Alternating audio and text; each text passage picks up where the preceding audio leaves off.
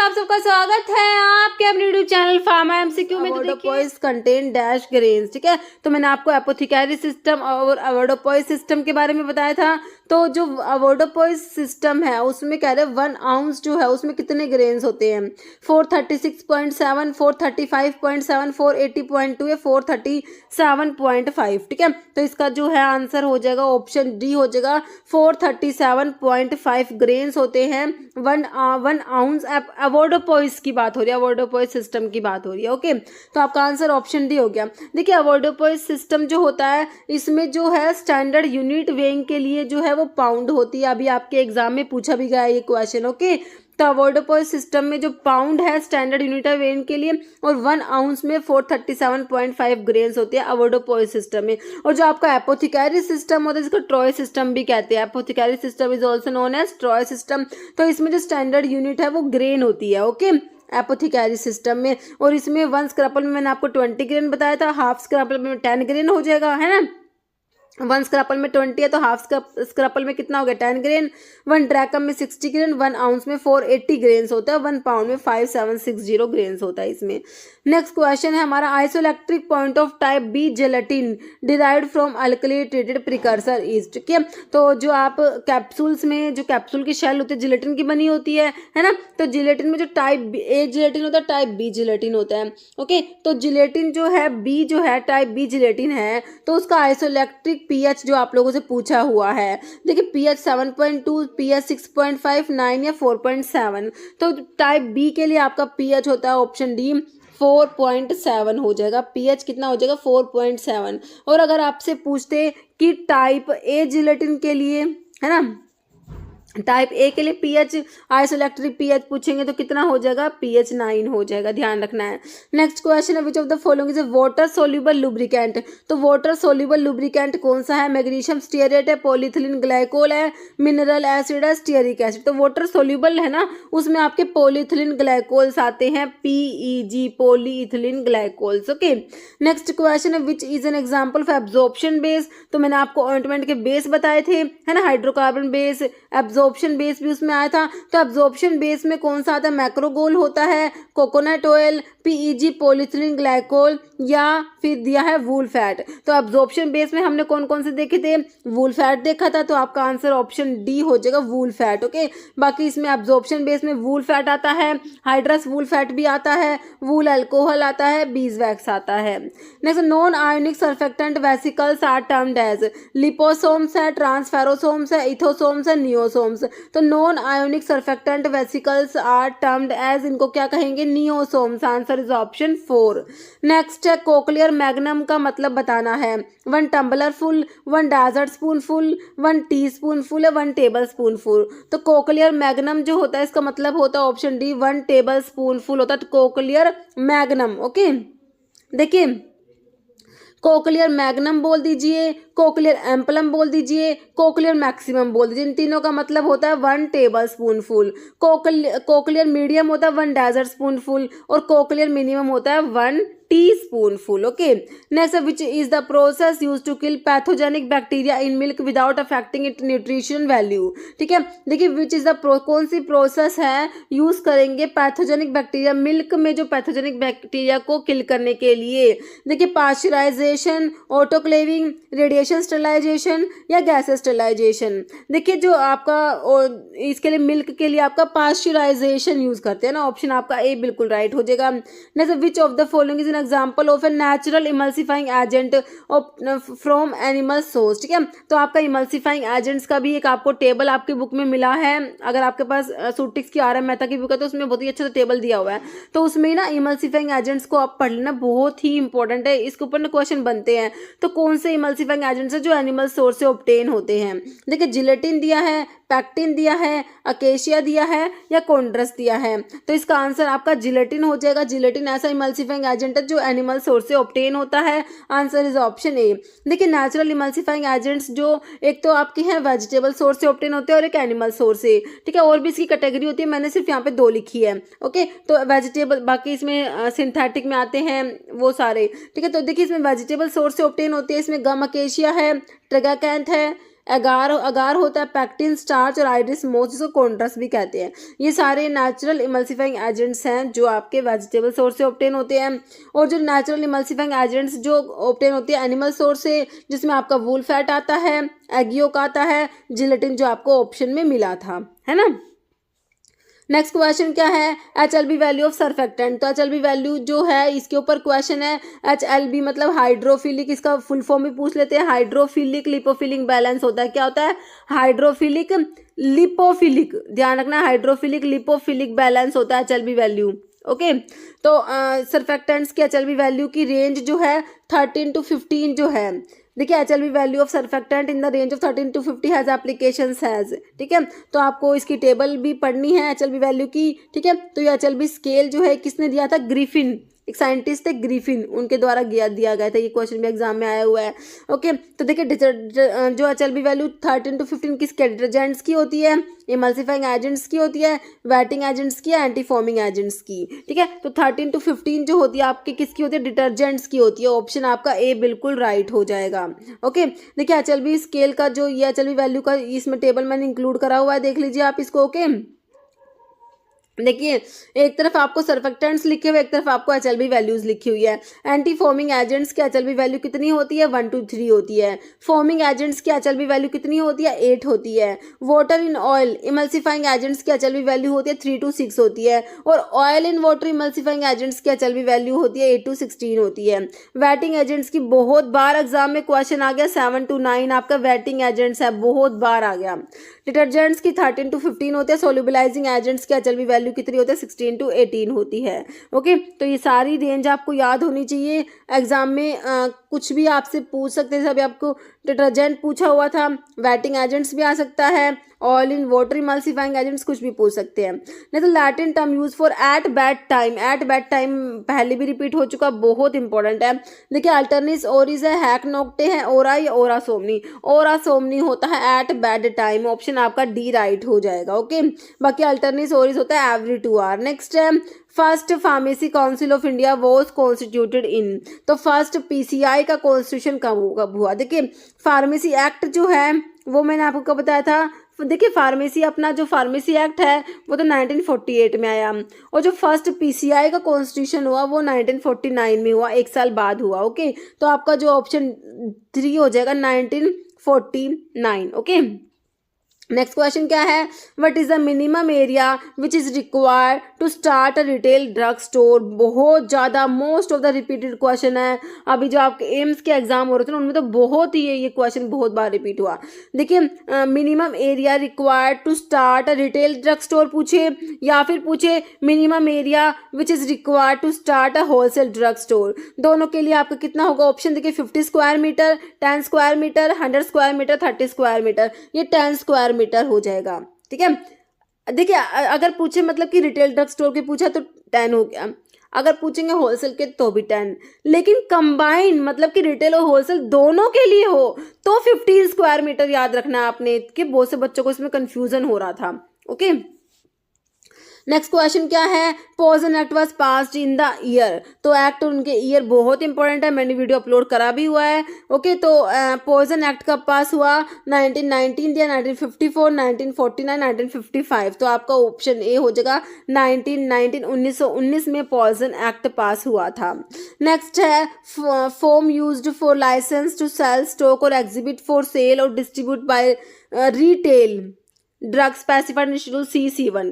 देखिए एक तो आपको शेड्यूल C1 देखना है, इसमें C1 के लिए मैंने आपको 21 बता रखा है ना, तो C1 और इसके रिटेल के लिए क्या होता है, आपने कुछ भी लगाना, सिंपल जो है आपको 21 ही लिखना होता है। अगर होलसेल होता है तो आप 21 के आगे B लगाते हैं, है ना, और लेकिन रिटेल के लिए आपने कुछ भी नहीं लगाना, सिंपल 21 होता है आपका, ठीक है। Form use for licence to sell, stock और एग्जिबिट फॉर सेल और distribute by retail drug specified in schedule C1 की बात हो रही है, सिंपल आपका 21 आंसर हो जाएगा, ऑप्शन सी राइट हो जाएगा। C1 के लिए फॉर्म नंबर 21 हो जाएगा, किसके रिटेल के लिए, और होलसेल के लिए आपका क्या हो जाता, अगर यहाँ पर रिटेल की जगह होलसेल होता तो आप क्या कह देते, 21B कह देते आपका, ठीक है। तो आपका भी इस क्वेश्चन का आंसर ऑप्शन सी हो गया। ओके तो देखिए ये टेबल है जो आप इसको एक बार देख लीजिए। ओके तो देखिए इसमें जो है एक तरफ तो क्या लिखे हुए हैं, लाइसेंस लिखे हुए हैं। ओके, देखिए अगर होता है आपका अदर देन दो specified in schedule C1X, other than C1X के लिए हमें 20 याद रखना है। तो रिटेल है तो सिंपल 20 हो जाएगा। अगर रिस्ट्रिक्टेड लाइसेंस की बात है तो 20A याद रखना है। होलसेल के लिए आपने 20 के आगे B लगाना है, और होलसेल विद मोटर व्हीकल होता है तो 20 के आगे 2 बार B लगाना है, BB। ओके, तो ये हो जाता है आपका अदर देन दो specified in schedule C1X, other than C1X। Okay, और शेड्यूल X ड्रग की बात होती है तो उसमें आपने रिटेल और होलसेल दो ही याद रखने हैं। शेड्यूल X के रिटेल के लिए आपका फॉर्म नंबर 20F आता है, होलसेल के लिए 20G आता है। और अगर हो C1 एक्सक्लूडिंग X, जो अभी क्वेश्चन में आपसे पूछा हुआ था C1, तो उसके लिए आपने 21 याद रखना है। रिस्ट्रिक्टेड के लिए 21 के आगे A लगा दीजिए, होलसेल के लिए 21 के आगे B लगा दीजिए, और होलसेल विद मोटर व्हीकल के लिए 21 के आगे 2 बार B लगा देंगे। ओके, नेक्स्ट क्वेश्चन देख लेते हैं। If the drug contain in filthy putrid और decompose substance then is known as, ठीक है, अगर ड्रग में क्या है, फिल्थी प्यूट्रिड या डिकम्पोज सब्सटेंस है तो उसे क्या कहेंगे, मिस ब्रांडेड कहेंगे, अडल्टरेटेड, स्पूरियस या नन। तो मिस ब्रांडेड में मैंने आपको क्या बताया था, if drug contain colour which is not prescribed, if it contain false और मिसलीडिंग स्टेटमेंट, या फिर not labelled in the prescribe manner, है ना। तो ये आपका था मिस ब्रांडेड ड्रग, तो ये ऑप्शन काट देंगे। तो आंसर आपका हो जाएगा ऑप्शन बी, अडल्टरेटेड ड्रग। बाकी स्पूरियस ड्रग जो होती है आपकी सब्स्टिट्यूट होती है, इमिटेशंस होते हैं, रिजेंबल ड्रग होती है। ओके, तो हमारा जो आंसर है ऑप्शन बी हो गया, अडल्टरेटेड ड्रग हो जाएगी। ओके, नेक्स्ट क्वेश्चन है, which of the following is an anti histaminic drug. तो एंटी हिस्टामिनिक ड्रग कौन सी है, देखिए क्लोरोक्विन दिया है। क्लोरोक्विन कहाँ पढ़ते हो, एंटी मलेरियल ड्रग में पढ़ते हो, है ना। जो एंटी मलेरियल ड्रग होती है, ड्रग ऑफ चॉइस होती है, प्रेगनेंसी में जो मलेरिया है उसके लिए ड्रग ऑफ चॉइस आपकी क्लोरोक्विन होती है ना। तो क्लोरोक्विन तो एंटी मलेरियल में आती है, ऑप्शन कट गया। क्लोरफिनारामिन मैलिएट जो है आपकी एंटी हिस्टामिनिक ड्रग है, आंसर ऑप्शन बी हो जाएगा। क्लोरफिनारामिन मैलिएट क्या हमारी एंटी हिस्टामिनिक ड्रग में आता है। क्लोरमफेनिकोल जो है आपकी जो है ये ब्रॉड स्पेक्ट्रम एंटीबायोटिक में आती है। टेट्रासाइक्लिन एंड क्लोरमफेनिकोल जो प्रोटीन सिंथेसिस को इनहिबिट कराती है। सिप्रोफ्लोक्सासिन जो है हमारे फ्लोरोक्विनोलॉन्स में आते हैं। सिप्रोफ्लोक्सासिन, ओफ्लोक्सासिन जो डीएनए गायरेज को इनहिबिट कराते हैं, है ना। तो ये भी नहीं होगा। तो हमारी एंटी हिस्टामिनिक ड्रग में क्लोरोफिनारामिन मैलिएट ऑप्शन बी हो गया। नेक्स्ट है, which of the following drug is not use in leprosy. Leprosy जिसका कॉजेटिव ऑर्गेनिज्म क्या होता है, एक माइकोबैक्टीरिया होता है, माइकोबैक्टीरियम लैप्री होता है ना।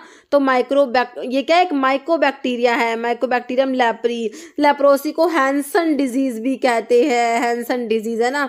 और इसका कॉजेटिव ऑर्गेनिज्म माइकोबैक्टीरियम लैप्री है। कौन कौन सी ड्रग इसमें यूज करते हैं, देखिए अभी पूछा कौन सी ड्रग इसमें नहीं यूज करनी। देखिए क्लोफाजिमिन, क्लोफाजिमिन तो क्या एक डाई है जो लैप्रोसी में यूज होती है। अगर आपसे पूछ ले कि कौन सी डाई है जो लैप्रोसी में यूज होती है, मतलब कि एंटी लैप्रोटिक होती है, तो आपकी क्लोफाजिमिन होती है। रिफाम्पिसिन, देखिए अगर आपसे पूछे ऐसी कौन सी एंटी ट्यूबरकुलर ड्रग है, एंटी टीबी ड्रग है जो लैप्रोसी में भी यूज होती है, तो आप कहेंगे एक तो रिफाम्पिसिन है, दूसरी कौन सी है, इथियोनामाइड होती है, इथियोनामाइड होती है। ओके, ये दोनों एंटी ट्यूबरकुलर ड्रग है which are also use in the leprosy, anti leprotic भी होती है। और डेप्सोन तो हमारा लैप्रोसी में यूज होता ही है, डाई अमीनो डाइफिनाइल सल्फोन होता है डेप्सोन, है ना।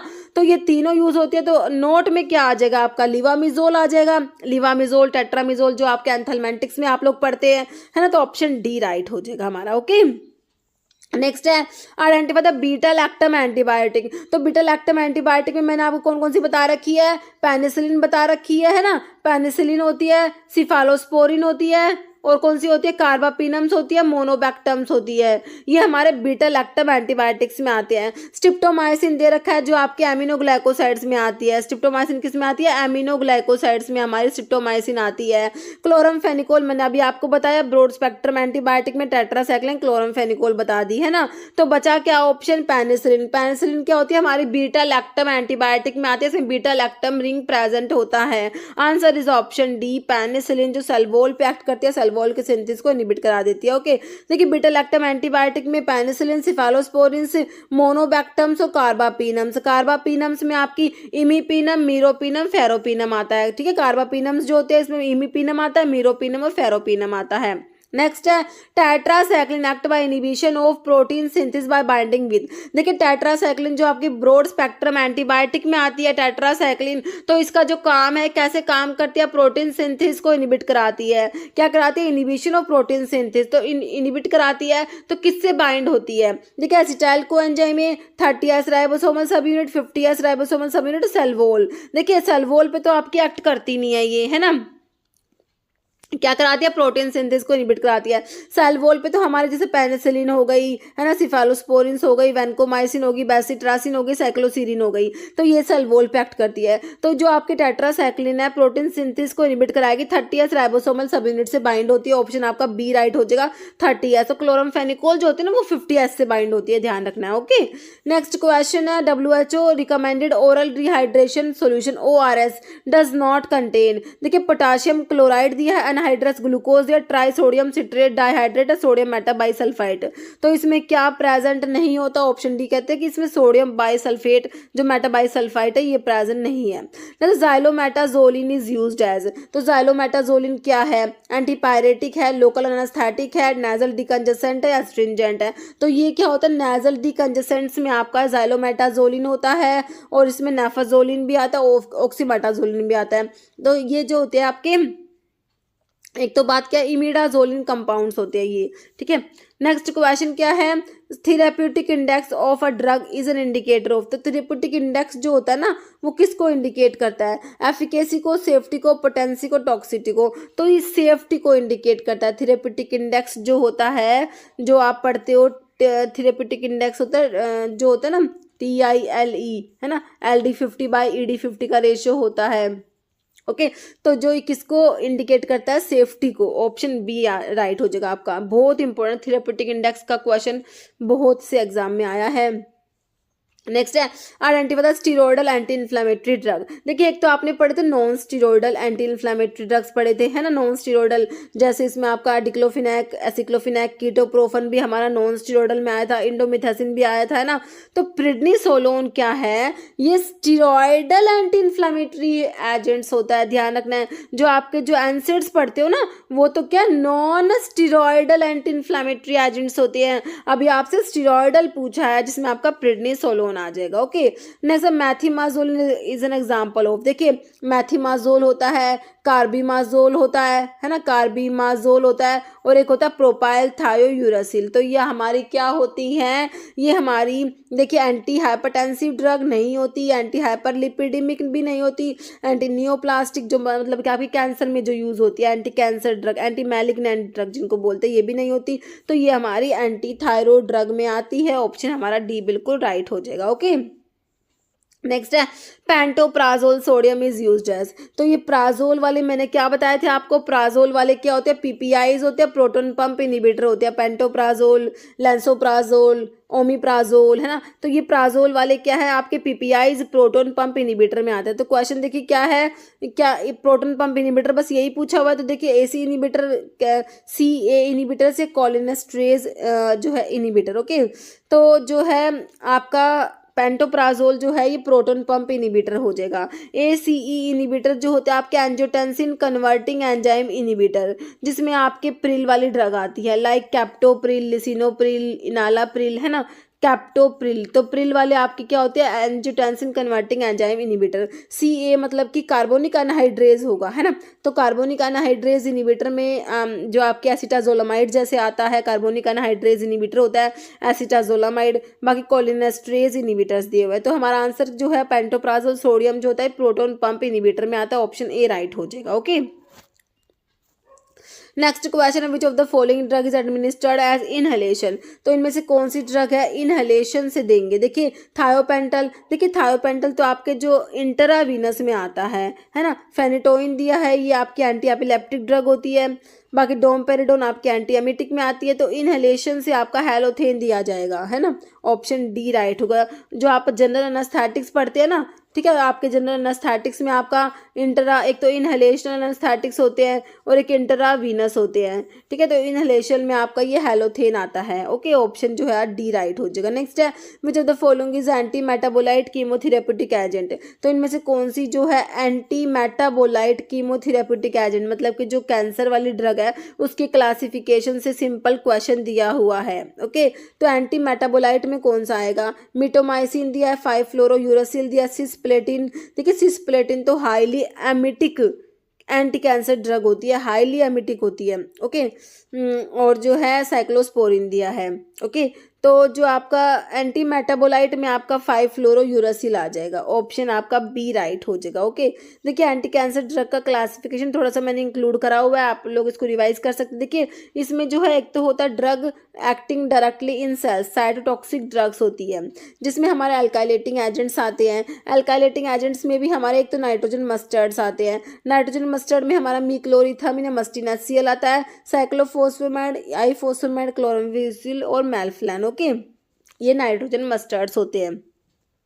फिर आपके इथाइलिन इमीन्स मतलब कि अल्काइलेटिंग एजेंट्स ही चल रहा है ये, उसमें इथाइलिन इमीन्स में थायोटिपा, अल्काइल सल्फोनेट्स में ब्यूसल्फन, नाइट्रोसोयूरियाज में कार्मस्टिन, नोमस्टिन, ट्रायाजिन्स में डाकार्बाजीन आता है। ये सारे क्या अल्काइलेटिंग एजेंट्स हैं। अब आपके एंटी मेटाबोलाइट्स पूछे हुए हैं जो आपसे क्वेश्चन में पूछा हुआ था। एंटी मेटाबोलाइट्स में हमारे फोलेट एंटागनिस्ट होते हैं, प्यूरिन एंटागनिस्ट होता है, एक पिरिमिडिन एंटागनिस्ट लिखे हुए हैं। ओके, तो ये फोलेट एंटागनिस्ट में मिथोट्रिक्सेट आता है, बहुत ही इंपॉर्टेंट ड्रग है हमारी मिथोट्रिक्सेट। प्यूरिन एंटागनिस्ट में 6 मरकैप्टोप्यूरिन, 6 थायोग्वालिन, एजाथायोप्रिन और फ्लूडाराबिन आता है। और पिरिमिडिन एंटागनिस्ट में क्या आता है? 5-फ्लोरोयूरासिल आता है और साइटाराबिन जो साइटोसिन राबिनोसाइड है। ओके, ये आपके एंटी मेटाबोलाइट हो गए। फिर आपके जो है विनका, विनका पढ़ते हो ना, जब कोग्नोसी में विनका पढ़ते हो कि विनका एंटी कैंसर के लिए यूज किया जाता है ना, चिल्ड्रन में ल्यूकीमिया की ट्रीटमेंट के लिए विनका दिया जाता है ना, तो विनका एल्कलोड में विनक्रिस्टिन, विनब्लास्टिन जो इंडोल एल्कलोइड्स होते हैं। ओके, तो ये जो है विनक्रिस्टिन को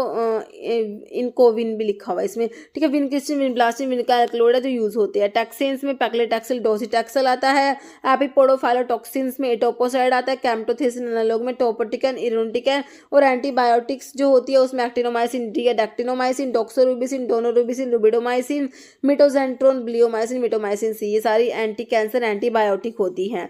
मिसलेनियस ड्रग्स जो होती है ना उसमें hydroxy urea, एल-एस्पेराजीन, procarbazine, cisplatin, कार्बोप्लेटिन, इमार्टिनिब। Okay, और फिर एक ये तो साइटोटॉक्सिक ड्रग हो गई। अब एक होती है ड्रग जो हार्मोन्स को ऑल्टर करती है, हार्मोन्स के एनवायरनमेंट को, ड्रग ऑल्टरिंग हार्मोन मिल्यू, मतलब कि हार्मोन्स के एनवायरनमेंट को ऑल्टर करती है। उसमें ग्लूकोकोर्टिकोइड्स में प्रेडनिसोलोन आ जाता है, एस्ट्रोजेंस में फॉस्फेस्टिरोल, इथिनाइल एस्ट्राडायोल आता है। सेलेक्टिव एस्ट्रोजन रिसेप्टर मॉड्यूलेटर में टैग्मोक्सिफिन, टोरिमिफिन आया है। ओके, तो ये भी पूछा हुआ एग्जाम में question. Selective oestrogen receptor down regulator में फल्विस्ट्रेंट आता है।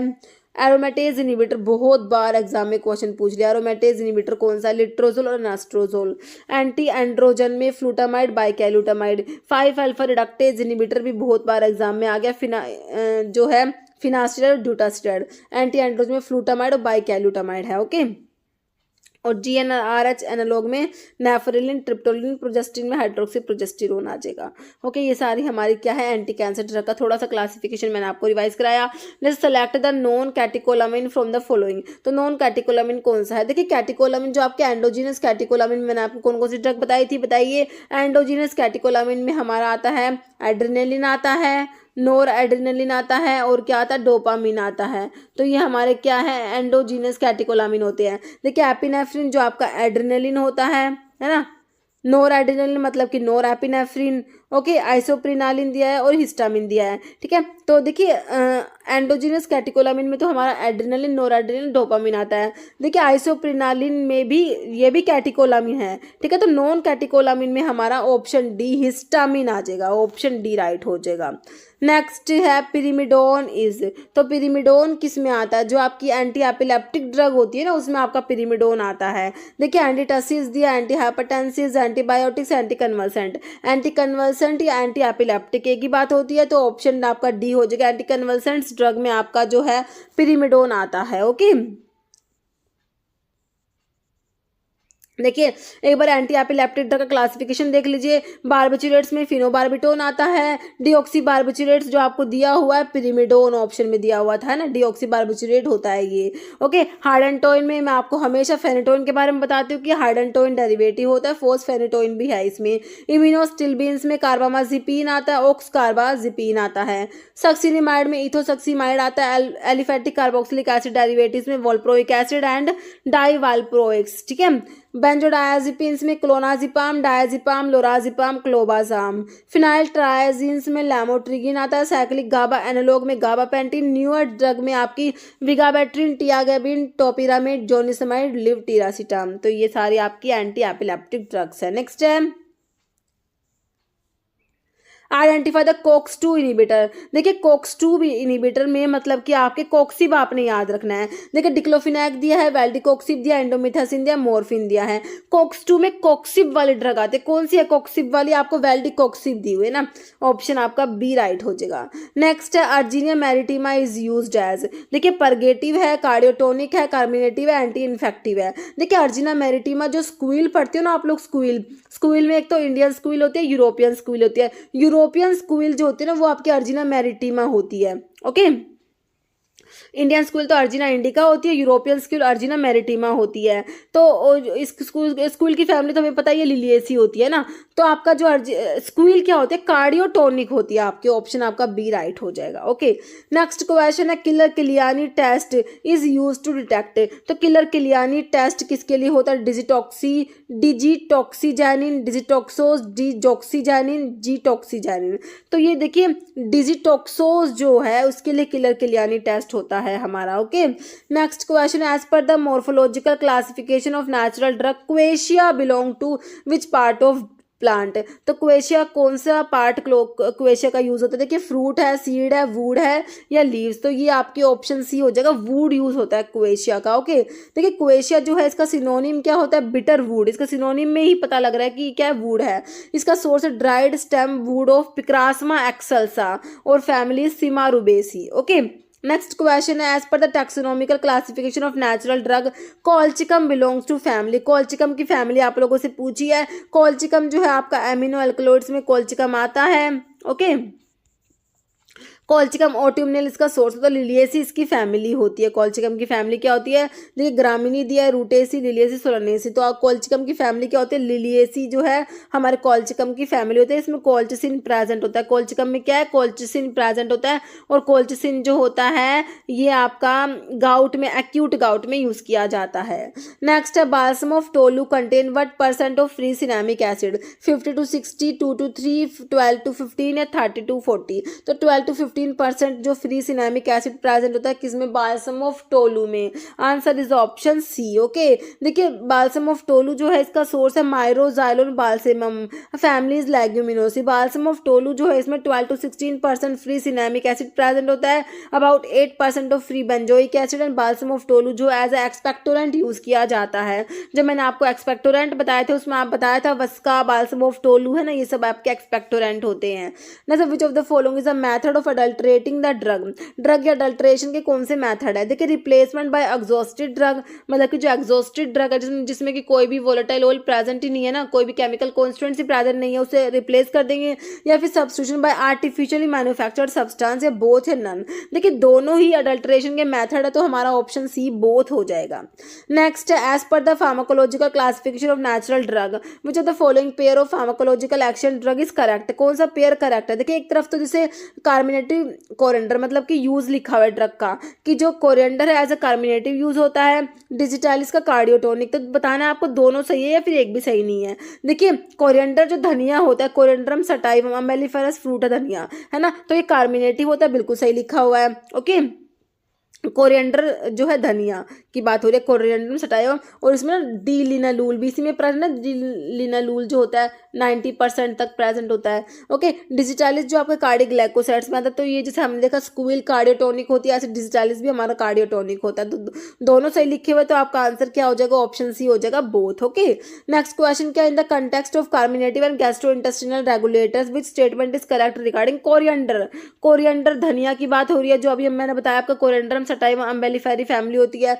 कौन सा स्टेटमेंट कह रहे करेक्ट है? देखिए its colours is yellowish brown to brown, its odour is not aromatic, both are correct, only A correct. तो इसका देखिए सिर्फ जो है ए ही करेक्ट दिया हुआ है, ठीक है, कि इसका जो कलर है येलोइश ब्राउन टू ब्राउन होता है। बाकी ऑर्डर जो है एरोमेटिक, इसमें लिखो नॉट एरोमेटिक, इसका ऑर्डर एरोमेटिक होता है। ओके, ऑप्शन आपका डी राइट हो जाएगा कि सिर्फ ए करेक्ट दिया हुआ है। देखिए मैक्रोस्कोपिक करेक्टर जब कोरिएंडर के देखते हो तो कलर तो येलोइश ब्राउन टू ब्राउन होता है, ऑर्डर एरोमेटिक होता है, टेस्ट स्पाइसी कैरेक्टरिस्टिक होता है, शेप क्या है कोरिएंडर क्या है, सब ग्लोबुलर क्रीमोकार्पस फ्रूट होता है। ओके, सिनोनिम फॉर एकोनाइट, एकोनाइट का सिनोनिम बताना है, जैबोरंडी, क्राउफिक, सर्पगंधा या मोंकशूड। तो एकोनाइट का सिनोनिम होता है आपका मोंकशूड होता है, ऑप्शन आपका बचनग भी होता है इसका। ओके, ऑप्शन डी बिल्कुल राइट हो जाएगा आपका। ओके, बाकी कोल्चिकम का मिडो सैफरन सीड लिखा हुआ है, और जो है रोवोल्फिया का सर्पगंधा छोटा चंद होता है, क्राउफिक जो दिया हुआ था किसका दिया हुआ था, नक्स वोमिका का होता है। एकोनाइट का देखिए इसमें सोर्स लिखा हुआ एकोनिटम नेपेलस होता है, रेनकुलेसी फैमिली होती है। मेन केमिकल कॉन्स्टिट्यूएंट्स में आपका एकोनिटीन आता है जो डाइटर्पिन एल्कलॉइड होता है। एकोनाइट हाईली पॉइजनस ड्रग होती है, ठीक है, और जो इसके सब्स्टिट्यूट होते हैं ना, ठीक है, क्या है सब्स्टिट्यूट्स ऑफ एकोनाइट, तो सब्स्टिट्यूट्स में आपका इंडियन एकोनाइट आता है जो एकोनिटम चैसमेंथम होता है, एक जापानीज एकोनाइट होता है जो एकोनिटम यूनिसिनेटम होता है। तो ये दोनों क्या है सब्स्टिट्यूट है आपके एकोनाइट के। ओके, नेक्स्ट क्वेश्चन है refractive index of castor oil, castor oil का रिफ्रैक्टिव इंडेक्स बताइए कितना होता है। तो 4 आपको वैल्यूज दे रखे, तो इस टाइप के क्वेश्चन ना कभी कभी एग्जाम में आ जाते हैं, तो ये तो सभी के लिए एक जैसे होते हैं क्योंकि इतना तो कोई याद भी नहीं कर सकता है ना। तो ये होता है आपका 1.4758 से 1.4798 होता है। नेक्स्ट कैस्ट्रोल के बारे में लिखा हुआ है, इसको रिसिनस ऑयल भी बोलते हैं, और सोर्स क्या है रिसिनस कॉम्युनिस फैमिलीज यूफोर्बिएसी, इसमें रिसिनोलिक एसिड प्रेजेंट होता है, ठीक है, जो कैस्ट्रोल की विस्कोसिटी के लिए रिस्पॉन्सिबल होता है, और कैथार्टिक एक्शन जो होता है ना उसके लिए भी आपका रिसिनोलिक एसिड ही रिस्पॉन्सिबल होता है। नेक्स्ट है amoebic dysentery is caused bye, तो अमीबिक डिजेंट्री जिसे क्या बोलते हैं अमीबियासिस, अमीबियासिस का कोजेटिव ऑर्गेनिज्म बताना है। एंटामीबा हिस्टोलिटिका है, इकोलाई है, स्ट्रेप्टोकोकस न्यूमोनिया, ट्राइकोफाइटोन है। तो जो आपका अमीबियासिस जो है is caused by entamoeba histolytica, option आपका ए राइट हो जाएगा। Okay, next typhoid fever in human being is caused bye, तो टाइफॉइड जो है जिसको एंटेरिक फीवर भी बोलते हैं ना, इसके लिए जो आपका विडाल टेस्ट पढ़ते हो है ना, टाइफॉइड के लिए कौन सा विडाल टेस्ट है, तो इसके कोजेटिव ऑर्गेनिज्म बताना है। ट्राइकोफाइटोन दिया, साल्मोनेला टाइफाई दिया, सुडोमोनाज जो है विवैक्स है नन, तो आपका एस टाइफी पढ़ते हैं, साल्मोनेला टाइफाई जो होता है टाइफॉइड फीवर का पॉजिटिव ऑर्गेनिज्म होता है, ऑप्शन बी राइट हो जाएगा। ओके, तो देखिए आपको डिजीज और उनके पॉजिटिव ऑर्गेनिज्म का ये टेबल मैंने आपको प्रोवाइड करा भी रखा है, इसमें भी मैंने इंक्लूड कर दिया, एक बार रिवाइज कर लेते हैं। टाइफॉइड का जो पॉजिटिव ऑर्गेनिज्म कौन सा होता है, साल्मोनेला टाइफाई होता है। कोलेरा का क्या होता है, विब्रियो कोलेरा जो कोमा शेप बैक्टीरिया होता है ना। सिफिलिस का ट्रिपोनिमा पैलिडियम जो होता है, बहुत बार एग्जाम में क्वेश्चन आया, ये स्पायरोचीट होता है। प्लेग का यर्सीनिया पेस्टिस होता है, पास्चुरल पेस्टिस भी बोल सकते हैं। ट्यूबरकुलोसिस का एक माइकोबैक्टीरिया है जो क्या है माइकोबैक्टीरियम ट्यूबरकुलोसिस। लैप्रोसी का भी माइकोबैक्टीरिया जो क्या है माइकोबैक्टीरियम लैप्री। डिप्थीरिया का कोस्टिव ऑर्गेनिज्म है कॉर्निबैक्टीरियम डिप्थीरी। टिटेनस का क्लोस्ट्रिडियम टिटैनी। फूड पॉइजनिंग का है, फूड पॉइजनिंग कौन कोज कराता है, क्लोस्ट्रिडियम बोटुलिनम। स्कारलेट फीवर का कोस्टिव ऑर्गेनिज्म क्या, स्टेफाइलोकोकस स्कारलैंटी। मैनिंजाइटिस के लिए निजेरिया मैनिंजाइटिस। वूपिंग कफ्स को पर्टूसिस भी बोलते हैं, इसका कोस्टिव ऑर्गेनिज्म क्या है, बोटेला पर्टूसिस है। Trachoma is caused by chlamydia trachomatis. Gonorrhoea का है neisseria gonorrhoea. Amoebiasis is caused by entamoeba histolytica जो हमारे क्वेश्चन में अभी पूछा भी हुआ था। चिकन पॉक्स का है वेरेसिला जूस्टर वायरस होता है। Chicken pox is caused by virus, कौन सा वायरस है, varicella zoster virus. Filariasis is caused by wuchereria bancrofti. Okay, filariasis के कोस्टिव ऑर्गेनिज्म क्या होता है, वुचरर बैंक्रोफ्टी होता है। मीजल्स का है रुबियोला वायरस होता है। ओके, तो ये हमारे कुछ डिजीज और उनके कोस्टिव ऑर्गेनिज्म हम लोगों ने देख लिए। नेक्स्ट है AIDS is widely diagnosed by, तो एड्स की डायग्नोसिस के लिए कौन सा टेस्ट है, विडाल टेस्ट तो मैंने आपको किसके लिए बताया था, टाइफॉइड के लिए बताया अभी। एलिसा टेस्ट है, क्रोमेटोग्राफी या नन, तो एड्स के लिए आपका एलिसा टेस्ट हो जाएगा, ऑप्शन बी। ओके, नेक्स्ट है most abundant class of immunoglobulin in the body, तो इम्यूनोग्लोबुलिन हमने लास्ट वीडियो में पढ़ा था, क्या पढ़ा था, मोस्ट अबंडेंट इम्यूनोग्लोबुलिन कौन सी बताई मैंने आपको, बताइए IgG, IgA, IgD और IgE। तो IgG होती है मोस्ट अबंडेंट हमारी इम्यूनोग्लोबुलिन जो होती है IgG होती है ना, जो प्लेसेंटा को भी क्रॉस करके फीटस को भी इम्यूनिटी प्रोवाइड कराती है। नेक्स्ट है in vasectomy the cut out part is, तो वैसेक्टोमी में कट आउट पार्ट क्या होता है, testis seminal vesicles prostate vas deferens, ठीक है। तो इसमें कटआउट पार्ट क्या होता है, वास्ट डिफरेंस होता है। ऑप्शन आपका डी राइट हो जाएगा। देखिए वैसेक्टोमी में क्या करते हैं, बोथ वास्ट डिफरेंस और टाइड और कट। तो ये मेल स्टेलाइजेशन के लिए वैसेक्टोमी यूज होता है और फीमेल स्टेलाइजेशन के लिए ट्यूबेक्टोमी यूज होता है। इसमें क्या करते हैं, बोथ फैलोपियन ट्यूब को टाइड कर देते हैं या फिर कट कर देते हैं। ओके, नेक्स्ट क्वेश्चन क्या है, amount of volume of air which can be inspired और एक्सपायर्ड नॉर्मली जो वॉल्यूम ऑफ एयर जो है इंस्पायर और एक्सपायर करते हैं उसे क्या कहेंगे। देखिए जो नॉर्मली जो इंस्पायर और एक्सपायर किया जाता है वो आपका होता है टाइडल वॉल्यूम। टाइडल वॉल्यूम जो है इसकी ये कितना होता है, 500 ml होता है। ये भी एग्जाम में क्वेश्चन आया हुआ है, आपने ध्यान रखना है। ओके, देखिए टाइडल वॉल्यूम क्या होता है, volume of air normally inspired और expired in one breath without any effort. It is about 500 ml in the average human adult male में कितना होता है, 500 ml होता है। Next, about 70% of carbon dioxide in blood is transported in the form of dissolved CO2, bicarbonates, carbamino haemoglobin या carboxy haemoglobin. तो 70% जो CO2 होती है वो ट्रांसपोर्टेड होती है in the form of bicarbonate. Option आपका बी राइट हो जाएगा। ओके, देखिए about 70% carbon dioxide transported as sodium bicarbonate as CO2 diffuse into blood plasma, large part of it, ठीक है। तो लार्ज पार्ट जो है कंबाइन होता है किसके, वाटर के साथ में to form carbonic acid in the presence of enzyme carbonic anhydrase. Okay, next है renin is a hormone secreted by. तो रेनिन क्या है, एक हार्मोन है, कहाँ से सिक्रेट होता है, लीवर, पैनक्रियाज, किडनी या ओवरी। तो देखिए किडनी में आपकी जेजी सेल्स होती है, जक्स्टा ग्लोमेरुलर सेल्स जो होती है किडनी की, वहां से रेनिन सिक्रेट होता है। ऑप्शन सी राइट हो जाएगा। रेनिन क्या है, हार्मोन है secreted by the juxta glomerular cells of the kidney. Okay, next question क्या है, vomiting centre is situated in. तो वॉमिटिंग सेंटर कहाँ होता है, पोन्स, सेरिब्रम, सेरिबेलम में मेडुला ओब्लोंगेटा। तो वॉमिटिंग सेंटर जो होता है मेडुला में होता है। ऑप्शन आपका डी राइट हो जाएगा, medulla oblongata. Next, which of the following is not part of neuron. Neuron का पार्ट कौन सा नहीं है, देखिए एक्सोन है, डेंड्रोन है, सेल बॉडी है, हीमोग्लोबिन है। तो देखिए सिंपल, कितना सिंपल क्वेश्चन है, हीमोग्लोबिन ही नहीं होगा, बाकी एक्सोन, डेंड्रोन, सेल बॉडी ये सारे जो है न्यूरॉन्स के पार्ट होते हैं। ओके,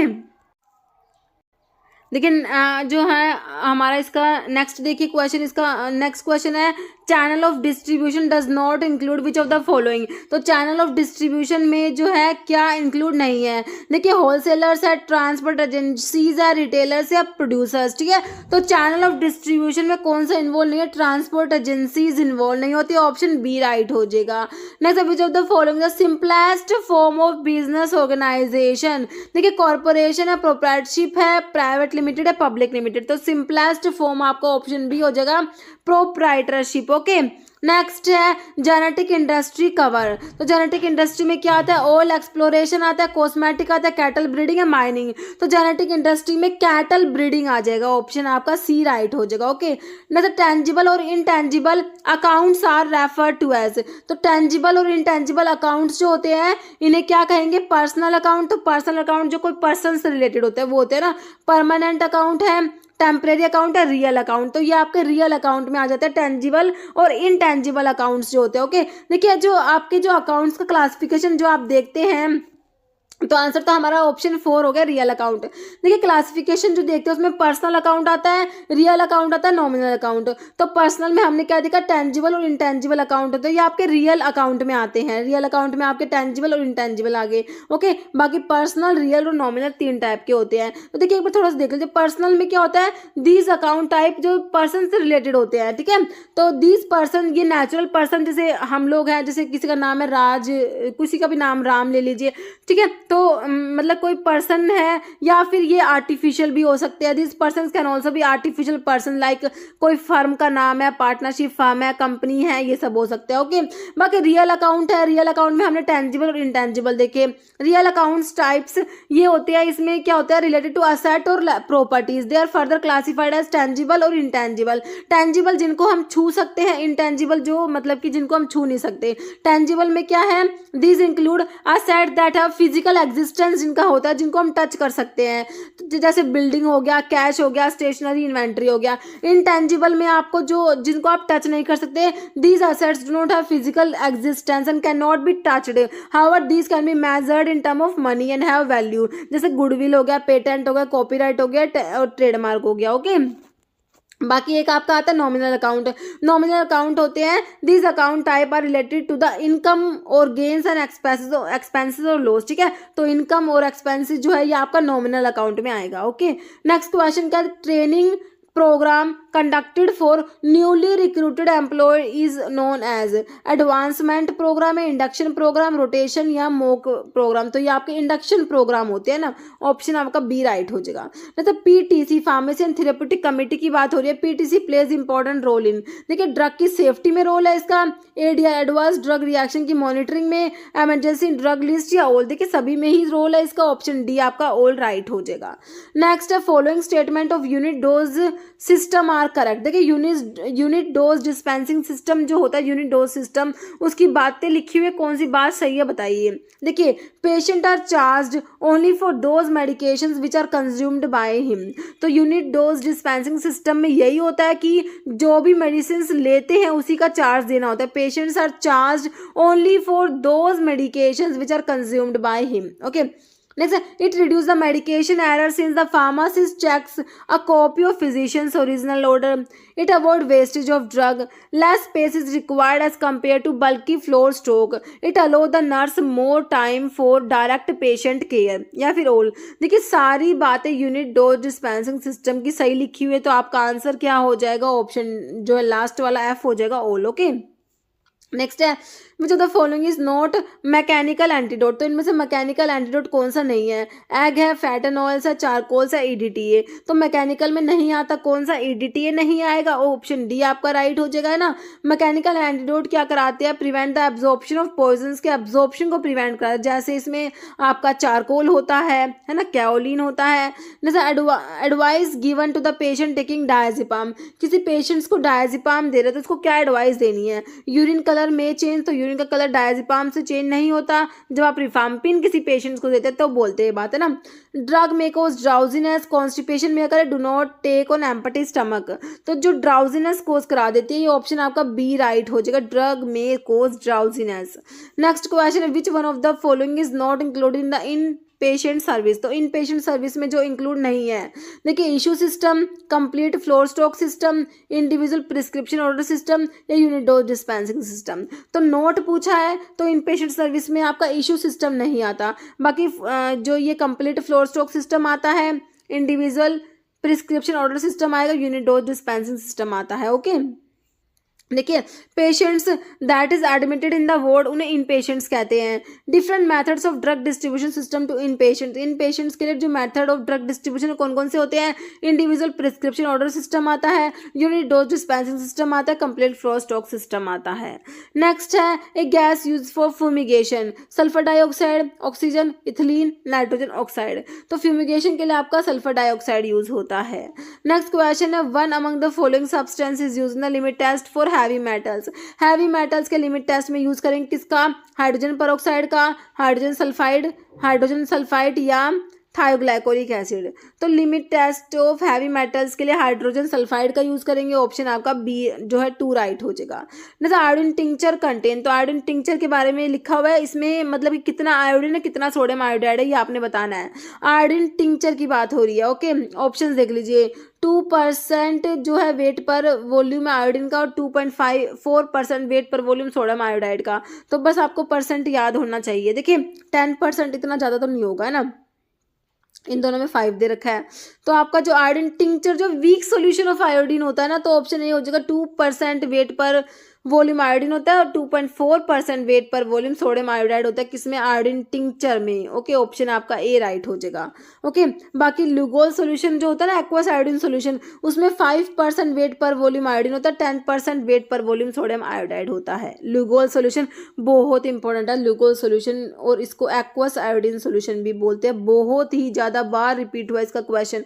जैसे body fluid found within the cell is called, इन्हें क्या कहेंगे, प्लाज्मा कहेंगे, extracellular fluid, intracellular, interstitial. तो ये विद इन द सेल मतलब कि इंट्रा मतलब देखिए इंट्रा का मतलब ही क्या होता है, इंट्रा का मतलब होता है विदिन, है ना, within the cell, intracellular, option C right हो जाएगा। नेक्स्ट है 1% weight per wait dextrose means, देखिए 1% वेट पर वेट पूछा है, ठीक है, तो वेट पर वेट है तो क्या कहेंगे 1 gram dextrose in 100 gram of product, 1 gram dextrose in 100 ml, ml का मतलब तो हो गया वेट पर वॉल्यूम हो गया, 1 mole in 100 ml of product नन, तो 1% वेट पर वेट का मतलब है 1 gram dextrose in 100 gram of product, option आपका ए राइट हो जाएगा। ओके, नेक्स्ट क्वेश्चन क्या है, multiple form of same enzyme are called, isoenzyme, holoenzyme, apoenzyme या को एंजाइम, ठीक है, होलो एंजाइम तो जो आपका कंप्लीट एंजाइम होता है ना, एपो एंजाइम प्लस जो आपका होता है होलो एंजाइम तो क्या होता है को एंजाइम, मतलब कि कंप्लीट एंजाइम जो होता है। ओके, तो आपका जो है multiple form of same enzyme, तो ये आपका ना आइसो एंजाइम बोलते हैं इसको, multiple form of the same enzyme इन्हें क्या कहेंगे, आइसो एंजाइम कहेंगे। ओके, नेक्स्ट है what is the major function of carbohydrate, का मेजर फंक्शन क्या होता है, water circulation, mineral transport, storage of food या ऑल, तो कार्बोहाइड्रेट का मेजर फंक्शन क्या है, स्टोरेज ऑफ फूड हो जाएगा, ऑप्शन सी राइट हो जाएगा। नेक्स्ट है pellagra is deficiency manifestation of, तो पेलेग्रा कौन से विटामिन की डेफिशिएंसी से होता है, देखिए विटामिन ए जिसको रेटिनॉल बोलते हैं, इसकी डेफिशिएंसी से क्या होता है, जो नाइट ब्लाइंडनेस होता है ना, विटामिन ए की डेफिशिएंसी से क्या होता है, नाइट ब्लाइंडनेस होता है ना, night blindness. Niacin, vitamin B3 को क्या बोलते हैं, नायसिन, नायसिन की डेफिशिएंसी से क्या होता है, पेलेग्रा होता है, ऑप्शन बी राइट हो जाएगा। बाकी पेंटोथेनिक एसिड विटामिन B5 होता है, पेंटोथेनिक एसिड जिसको फिल्ट्रेशन फैक्टर भी बोलते हैं ना, बाकी बायोटिन दिया है, तो आपका आंसर ऑप्शन बी हो जाएगा। नेक्स्ट है kwashiorkor is manifested due to dietary deficiency of, देखिए लिपिड्स, कार्बोहाइड्रेट, प्रोटीन या विटामिन, ठीक है, क्वाशियोरकर जो है आपका प्रोटीन की डेफिशिएंसी से होता है ना, तो आपका ऑप्शन सी हो जाएगा प्रोटीन्स। नेक्स्ट है conversion of amino acid into sugar, देखिए शुगर में कन्वर्ट हो रहा है, एमिनो एसिड जो है वो शुगर में कन्वर्ट हो रहा है, उसे क्या कहेंगे, देखिए हाइड्रोलिसिस को कार्बोक्सिलेशन, ग्लाइकोलिसिस, ग्लूकोनियोजेनेसिस, तो ये आपका ग्लूकोनियोजेनेसिस होता है। Okay, synthesis of glucose from the non carbohydrate source, इसे क्या बोलते हैं, ग्लूकोनियोजेनेसिस, ऑप्शन आपका डी राइट हो जाएगा। ओके, बाकी इसमें एक दो टर्म लिखी हुई, देखिए ग्लाइकोलिसिस का मतलब क्या होता है, metabolic pathway that convert glucose, जो ग्लूकोज का फॉर्मूला देख लीजिए C6H12O6, तो आजकल ना ये फॉर्मूलेज भी पूछे जा रहे हैं, तो आपको थोड़ा सा इनके बारे में पता होना चाहिए। ग्लूकोज का है C6H12O6 होता है, तो ग्लूकोज जो है पायरुविक एसिड में कन्वर्ट होता है ग्लाइकोलिसिस की प्रोसेस में। ओके, पायरुविक एसिड जो है 3 कार्बन कंटेनिंग कंपाउंड होता है, तो एक ग्लूकोज से 2 पायरुविक एसिड बनते हैं, याद रखना है, तो पायरुविक एसिड है CH3COCOOH। बाकी ग्लाइकोजिनोलिसिस, मतलब कि ग्लाइकोजिनोलिसिस का मतलब ग्लाइकोजन की लाइसिस, मतलब कि ग्लाइकोजन टूटेगा ग्लूकोज बनेगा। ओके, तो ग्लाइकोज इसमें पढ़िए क्या लिखा हुआ है, process by which glycogen the primary carbohydrate stored in the liver and muscle cells of animals is broken down into glucose, ठीक है, जो हमारी बॉडी में जो फूड होता है ग्लूकोज होता है ग्लाइकोजन की फॉर्म में स्टोर होता है, तो ग्लाइकोजन जो है हमारा स्टोर है लीवर्स में, मसल्स में, तो वो ब्रेक डाउन होता है, टूटता है किसमें, ग्लूकोज में, to provide immediate energy and to maintain blood glucose level during fasting. Okay, और ग्लाइकोजेनेसिस लिखा हुआ है, ग्लाइकोजेनेसिस मतलब ग्लाइकोजन की सिंथेसिस, मतलब कि ग्लाइकोजन बन रहा है, ग्लूकोज से ग्लाइकोजन बनेगा, process of glycogen synthesis in which glucose molecule added to chains of glycogen for storage, ठीक है, तो जो हमारा फूड होता है, हमारा जो ग्लूकोज है ग्लाइकोजन की फॉर्म में स्टोर होता है ना, प्लांट्स में स्टार्च की फॉर्म में स्टोर होता है और एनिमल्स में ग्लाइकोजन की फॉर्म में, है ना, तो ये ग्लाइकोजेनेसिस है। और ग्लूकोनियोजेनेसिस जो है नॉन कार्बोहाइड्रेट सोर्स से जो ग्लूकोज बनता है उसको ग्लूकोनियोजेनेसिस कहेंगे। ओके, तो ये हमारे हो गए क्वेश्चन। अभी एक क्वेश्चन जिसका आंसर हमेशा की तरह आप लोग देने वाले हैं, कमेंट बॉक्स में आप लोगों को क्या क्वेश्चन है, how many chambers are present in human heart, तो ह्यूमन हार्ट जो है उसमें कितने चैम्बर्स प्रेजेंट हैं, 3, 4, 5 या 6, इसका आंसर आप लोगों ने कमेंट बॉक्स में देना है। इस वीडियो में इतना ही। अगर आपको वीडियो अच्छी लगे तो लाइक करना, शेयर करना, चैनल पे नए हैं तो मैं आप लोगों से रिक्वेस्ट है कि चैनल को प्लीज सब्सक्राइब जरूर करना। Okay, thank you.